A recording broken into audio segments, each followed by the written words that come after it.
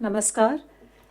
कल गृह मंत्रालय ने आदेश जारी कर उन लोगों की आवाजाही की अनुमति दी है जो अलग अलग स्थानों पर लॉकडाउन की वजह से फंसे हुए हैं, जैसे कि स्टूडेंट्स, प्रवासी मजदूर, पर्यटक, तीर्थयात्री इत्यादि। राज्य सरकारों को इनके यात्रा की व्यवस्था करते समय कुछ बातों का ध्यान रखना होगा। सभी राज्य तथा केंद्र शासित प्रदेश अपने नोडल प्राधिकारी नियुक्त करेंगे जो ऐसे फंसे हुए लोगों की आवाजाही के लिए स्टैंडर्ड प्रोटोकॉल विकसित करेंगे। वे ऐसे स्ट्रैंडेड व्यक्तियों का पंजीकरण भी करेंगे। संबंधित राज्य आपस में सलाह मशवरा करके सड़क मार्ग से यात्रा पर परस्पर सहमति बनाएंगे।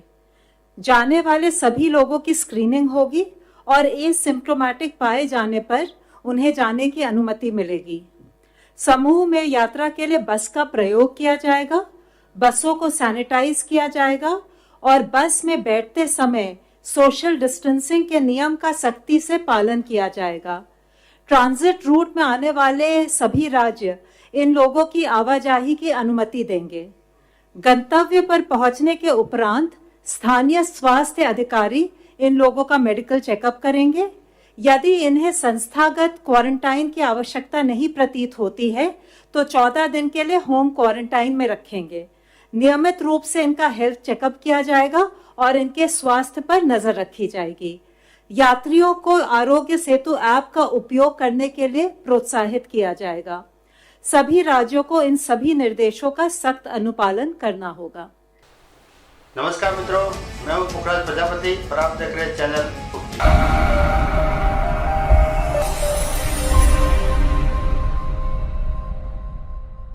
आज हम बात करेंगे इस विषय पर कि हम घर कैसे जाएंगे। ये हमने 2 बार आगे इसका हमने वीडियो बनाकर 2 बार हमने लॉन्च किया। आज हम बात कर रहे हैं केंद्रीय मंत्रालय द्वारा लोगों के घर जाने के बारे में नई गाइडलाइन का आदेश दिया गया, उस बारे में आज हम बात करेंगे।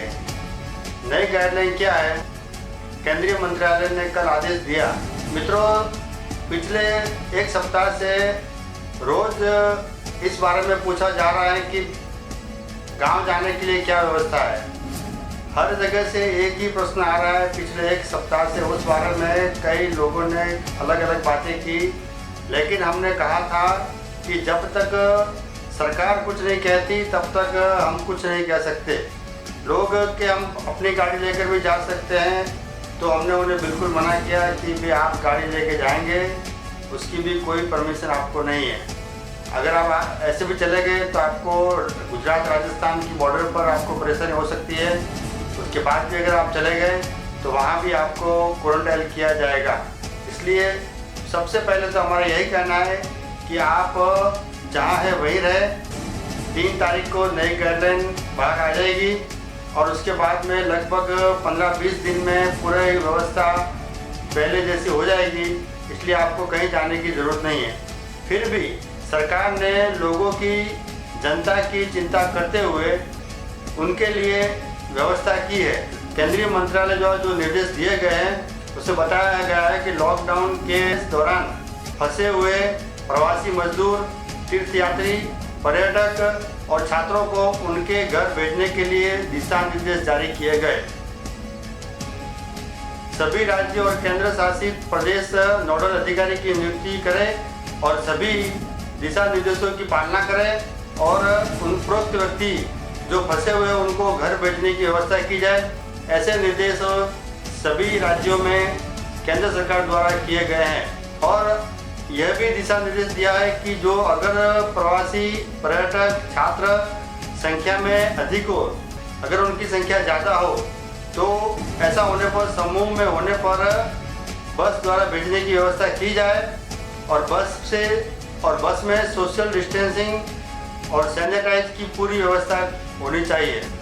और केंद्रीय मंत्रालय द्वारा यह भी कहा गया है कि भेजने से पहले उनकी स्क्रीनिंग की जाए और गंतव्य स्थान तक पहुंचने पर स्थानीय चिकित्सा विभाग द्वारा चेकअप करने के बाद होम क्वारंटाइन किया जाएगा। उन्हें तुरंत क्या पहुंच गया और हम घर चले जाएंगे, ऐसा नहीं होगा। आपको होम क्वारंटाइन किया जाएगा। और केंद्रीय मंत्रालय ने जो आदेश दिए हैं उनकी कॉपी जो आप देख रहे हैं, केंद्रीय मंत्रालय ने कहा कि जगह जगह फंसे मजदूरों और टूरिस्टों, छात्रों और श्रद्धालुओं को घर जाने की इजाज़त दी गई है। आपका पर्सनल कोई काम हो तो आप यहीं रुके, कहीं न जाए। और इस बारे में हमारे केंद्रीय मंत्री श्री अर्जुन राम मेघवाल जी ने भी संदेश दिया है जो आपके लिए प्रस्तुत है। अबार एक ऑर्डर हमारे हाथ में आयो है गृह मंत्रालय को, और भी में साफ साफ लिखुड़ो है कि जिका भी प्रवासी मजदूर, स्टूडेंट, तीर्थयात्री एक घटी फसूड़ा है तो भाई आप रे घेरे आ सके। ये आदेश रे बाद में भी राहत मिलसी निश्चित रूप से। मारे खने भी बहुत फोन कई दिनों से आ रहा है, कटी सूरत फसूड़ा है, कई बीकानेर लोग, राजस्थान लोग, अहमदाबाद, सूरत, चेन्नई, कलकत्ता, औरंगाबाद, विशाखापट्टनम, जठे जठे भी वे है और कैंपों में है, वे आवाराम सु आ सके है। एक आदेश आ गयो है, बियाने कोई को नहीं रोके, लेकिन बियाने आ एक अवेयरनेस रखनी पड़ी कि बियारी मेडिकल जांच जी हुई भी में बे सहयोग करे, स्क्रीनिंग हुए, टेस्ट हुए, भी में सहयोग करे, पर बे आप घेरे जा सके है। अब क्लियर कट आदेश गृह मंत्रालय रो आ चुकियो है। आ एक राहतरी खबर है, जिका प्रवासी मजदूर बारे फसूड़ा है, जिका तीर्थयात्री भी फंस गया, जिका स्टूडेंट भी जिका रह गया, आप कोचिंग स्टूडेंट वगैरह में भी घेरा होना चाहिए बिहार वास्ते। आ एक राहतरी खबर है। और इस बारे में फोन पर बात होने पर विधायक श्री सुमेरपुर जोराराम जी कुमावत और के विधायक श्री छगन जी राजपुरोहित और ओटाराम जी देवासी जी ने भी हमको जानकारी दी कि भैया इस तरह से आप लोगों को समझाइए कि जहाँ है वहीं रहे, ज़्यादा हलचल न करे, ज़्यादा भीड़भाड़ न करे और व्यवस्थित रूप से सही तरीके से सोशल डिस्टेंसिंग का पालन करते हुए आप वहाँ से निकले। अगर हो सके तो जहाँ है वहीं रहे। अब ये तो बात हुई राजस्थान की और केंद्र सरकार की, लेकिन लोगों का कहना है कि स्थानीय तौर पर हम यहाँ से जाना चाहते हैं तो कैसे जाएंगे। इस बार हमने साबरमती वार्ड अध्यक्ष श्री नीरज भाई गज्जर से बात की। नीरज भाई गज्जर ने कहा कि पुखराज भाई जहाँ तक हो सके उनको समझाओ कि आप जहाँ वहीं रहें। 15-20 दिन के अंदर पूरी व्यवस्था जैसे पहले थी ऐसी हो जाएगी और सब काम शुरू हो जाएंगे।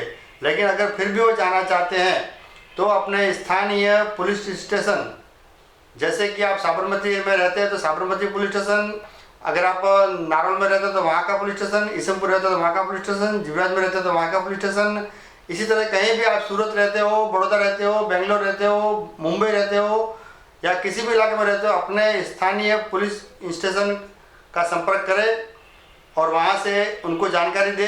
अपना नाम, अपना फ़ोन नंबर, व्हाट्सएप नंबर, अपना आधार कार्ड, ये सब जानकारी देने के बाद ही वहाँ से आपको जानकारी दी जाएगी कि आपको किस तरह से घर जाना है। आप जैसा चाहेंगे ऐसा नहीं होगा। सरकार जैसा चाहेगी, व्यवस्था जैसी चाहेगी, जिससे कि कोरोना का वायरस और आगे न बढ़ पाए, आपकी चिंता करते हुए सरकार आपके लिए ही व्यवस्था कर रही है। इसलिए जहाँ तक हो सके वहाँ तक आप निश्चिंत रहें और अपनी सुरक्षा खुद करें और लोगों को भी समझाएं कि हो सके तो यहीं रहे। अगर फिर भी आप जाना चाहते हैं तो अपने स्थानीय पुलिस स्टेशन का संपर्क करें। राजस्थान सरकार बार बार केंद्र सरकार पर आरोप लगा रही है कि केंद्र सरकार इस महामारी में सहयोग नहीं कर रही है। इस बारे में राजस्थान के पूर्व गृह मंत्री श्री गुलाब चंद जी कटारिया साहब ने बताया कि राजस्थान सरकार को केंद्र सरकार से पूरी सहायता मिल रही है। कहीं भी किसी तरह की केंद्र सरकार द्वारा कमी बढ़ती नहीं जा रही है। आइए सुनते हैं गुलाब चंद जी कटारिया साहब क्या कहते हैं। बोलिए सर। वो राजस्थान सरकार बार बार केंद्र सरकार सहयोग नहीं कर रही है, ये बात जो कह रही है उसमें सच्चाई नहीं है। मैं सरकार के सामने कुछ आंकड़े रख रहा हूँ।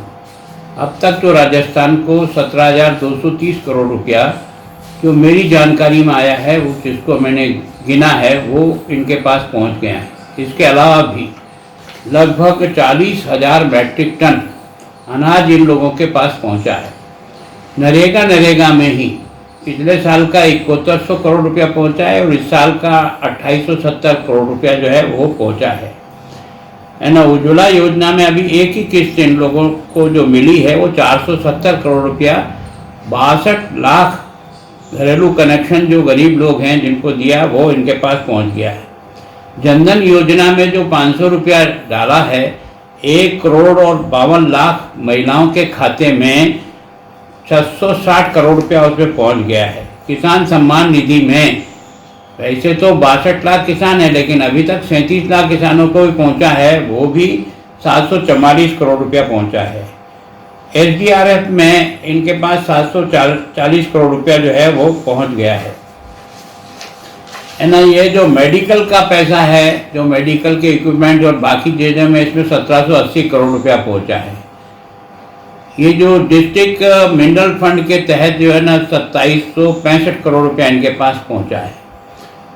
मैं सोचता हूँ कि जितना भी अभी तक किसान अभी भी जो BPL परिवार हैं उनको जो अनाज गया है 5 किलो, वो सारा का सारा केंद्र सरकार के द्वारा निःशुल्क दिया हुआ है, वो पहुंचा है। सेकंड किस्त अभी बढ़ना शुरू हुआ है। मेरी सरकार से आग्रह है कि आप रोज़ केंद्र सरकार को कटघरे में खड़ा करने का प्रयास कर रहे हो। अच्छा हो भगवान के लिए, आपके द्वारा इस राजस्थान की जनता को कौन कौन सी स्कीम में पैसा जो राज्य सरकार का वो गया है, अन्य जो गया है वो केंद्र सरकार का सहयोग उसमें है, वृद्धावस्था पेंशन और बाकी है उसमें केंद्र सरकार का हिस्सा है। आपने कौन सा पैसा पहुंचा कृपा करके इसको प्रकट करेंगे तो सच्चाई सामने आ जाएगी कि वास्तव में केंद्र को बार बार एक तरह से टारगेट पे लेना उचित नहीं है। मैं सोच रहा हूँ केंद्र सरकार ने पूरे भरपूर मन से सहयोग किया और आगे भी सहयोग कर रही है। राजस्थान के मुख्यमंत्री चाहे तो मेरी बात को सुनने के बाद अपने खजाने से जो पैसा आपने दिया है उसकी एक सूची जारी कर दो ताकि राजस्थान की 7 करोड़ जनता इसका हिसाब करे।